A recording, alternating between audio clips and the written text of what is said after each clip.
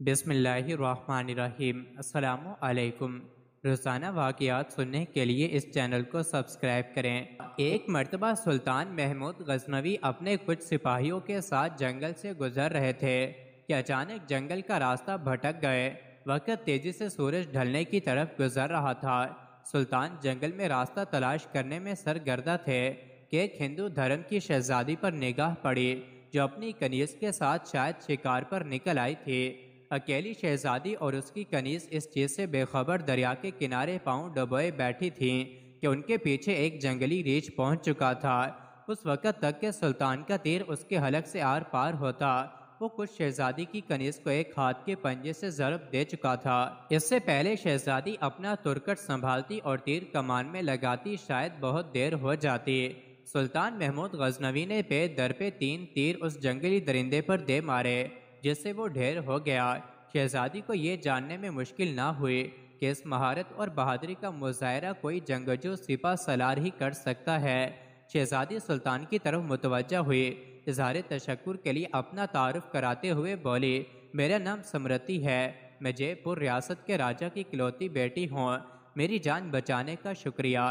میں تمہیں اپنے پتا سے کہہ کر فوج میں کوئی اعلیٰ عہدہ دلا دوں گی۔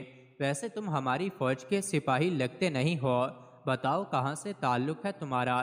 سمرتی شاید یہ نہیں جانتی تھی کہ اس کے سامنے کوئی معمولی سپاہی نہیں بلکہ اس وقت کی سب سے طاقتور اسلامی لشکر کے سربراہ اعلیٰ سلطان محمود غزنوی ہیں، جن کے نام سے ہی ہندو راجاؤں کے حلق خشک ہو جاتے ہیں۔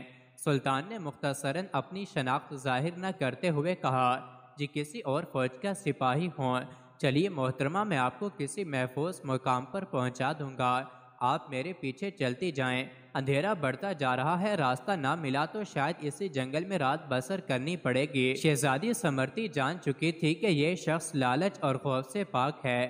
وہ سلطان کی نظروں میں حیا دیکھ کر خود کو محفوظ محسوس کر رہی تھی۔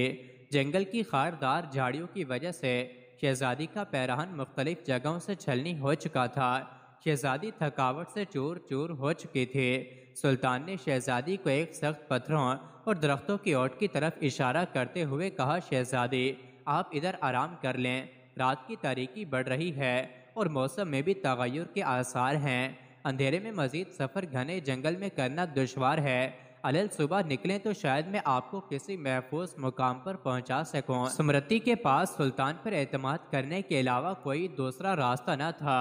اس کی نظریں سلطان کے چہرے کی طرف جمی ہوئی تھیں، جو نظریں جھکائے ایک قریب پڑے بڑے پتھر پر بیٹھ کر آگ جلانے کی کوشش کر رہے تھے۔ بالآخر آگ جل گئی۔ اس کی روشنی میں سلطان کا نورانی اور وجاہت سے بھرپور چہرہ چمک رہا تھا۔ سلطان نے شہزادی سے قطعاً نظر مٹی سے تیمم کیا اور نماز پڑھنے لگے۔ شہزادی کو جھٹکا لگا اور یہ تو مسلمان لگتے ہیں۔ ایک دفعہ شہزادی کام گئی، کہیں غزنی کے لشکر سے تو نہیں، یہ تو لٹیرے ہیں، گائیں بھینس بکری سب کا ماंس کھاتے ہیں، یہ مجھے زندہ نہیں چھوڑیں گے۔ لیکن اگلے ہی لمحے شہزادی اب تک اس کے ساتھ گزرے وقت کو یاد کرنے لگی۔ اگر یہ اتنا ہی شفاق اور ظالم ہوتا تو مجھے ریٹ سے نہ بچاتا، نہ چاہتے ہوئے بھی۔ شہزادی کا دل پھر سے اطمینان و یقین سے بھر گیا۔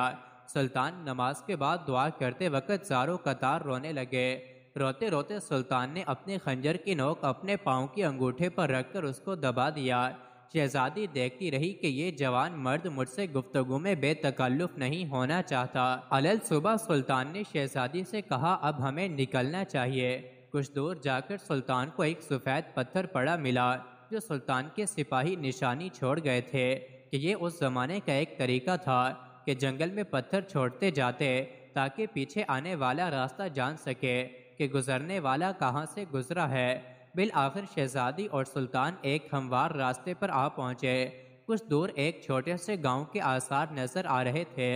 سلطان نے کہا، یہ آپ کی ریاست کی حدود کا ہی گاؤں معلوم پڑتا ہے۔ شہزادی کہنے لگی، ہاں دیکھتے ہیں۔ گاؤں پہنچنے پر شہزادی نے گاؤں کے مکھیا کو بلاوا بھیجا۔ مکھیا اپنے کچھ ساتھیوں سمیت حاضر ہوا۔